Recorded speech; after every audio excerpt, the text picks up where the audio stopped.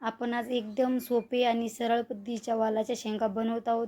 Video बंदामध्ये skip न करता पूर्ण बघा। चला मग रेसिपीला सुरुवात करूया। मी दीपाली, माझ्या यूट्यूब चॅनलमध्ये तुमचं सर्वांचं खूप खूप मनापासून स्वागत आहे। चला तर मग आपण कशा वालाच्या शेंगा बनवायचे ती माझी पद्धत मी आज तुमच्याबरोबर शेअर करणार आहे। सर्वात प्रथम काय करायचं, वालाच्या शेंगा घेतलेल्या आहे। अगोदर मी स्वच्छ धुवून घेतल्या। धुवून झाल्याच्या नंतर काय करायचं आहे, आपल्याला सोलून घ्यायच्यात मस्त व्यवस्थित। त्याच्यामध्ये काही खराब पण असतात, ज्या चांगल्या आहे त्या घ्यायच्या, बाकीच्या खराब फेकून द्यायच्या। मग त्याच्या अशा काड्या निघतात त्या सोलून घ्यायच्या, आणि जे त्याचे बिया असतात ना त्या पण घ्यायच्या, त्या फेकून द्यायच्या नाही।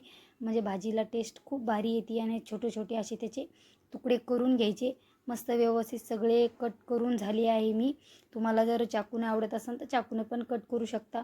आता काय केलं, व्यवस्थित कट करून झालेलं आहे। आता आपल्याला भाजीची तयारी करायची आहे।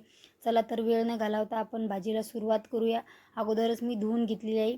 गॅसवरती एक टोप ठेवला। टोपामध्ये आपल्याला किती शेंगा आहे त्याच्यानुसार पाणी ॲड करायचं बरं का।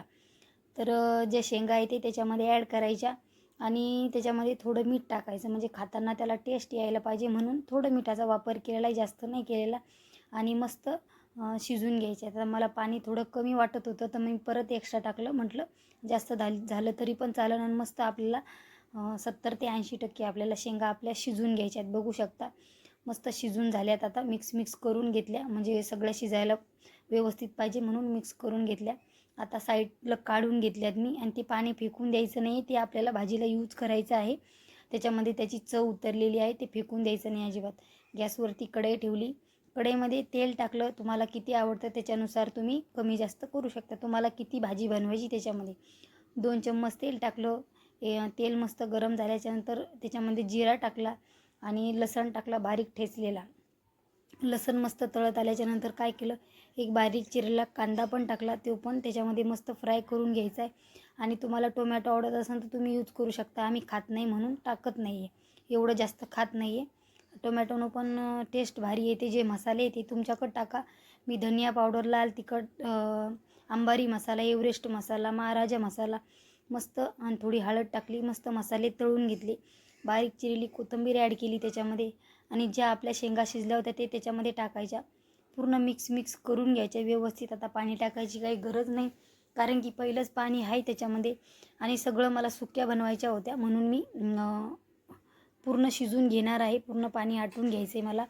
त्याच्यामध्ये चवीप्रमाणे मीठ टाकलं, आणि मीठ थोडंच टाकलं, त्याच्या अगोदर मीठ टाकलेलं होतं।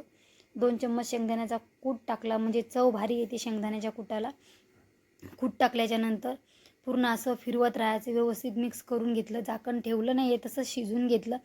मीडियम गॅसवरती आपल्याला शिजून घ्यायचं आहे। बारीक चिरलेली कोथिंबीर त्याच्यामध्ये टाकायची, परत मिक्स करून घ्यायचे व्यवस्थित आपल्याला। तुम्हाला जर असा रस्सा आवडत असेल तर तुम्ही ठेवू शकता। मला एकदम सुक्की बनवायची होती म्हणून मी रस्सा सगळा आटून घेतलेला आहे, बघू शकता। आपली मस्त पापडीची भाजी, या वालाच्या शेंगा पण म्हणू शकता, रेडी झाल्या। आणि ज्वारीच्या भाकरीसोबत खा, गव्हाच्या चपातीसोबत खा। चला मग, किती सोपी वाटली रेसिपी। चला मग असंच भेटूया दुसऱ्या रेसिपीमध्ये। माझ्या रेसिपी जर आवडत असेल तर लाईक, शेअर, सबस्क्राईब करायला विसरू नका। पूर्ण रेसिपी बघितल्याबद्दल मनापासून भेटूया अशाच दुसऱ्या रेसिपी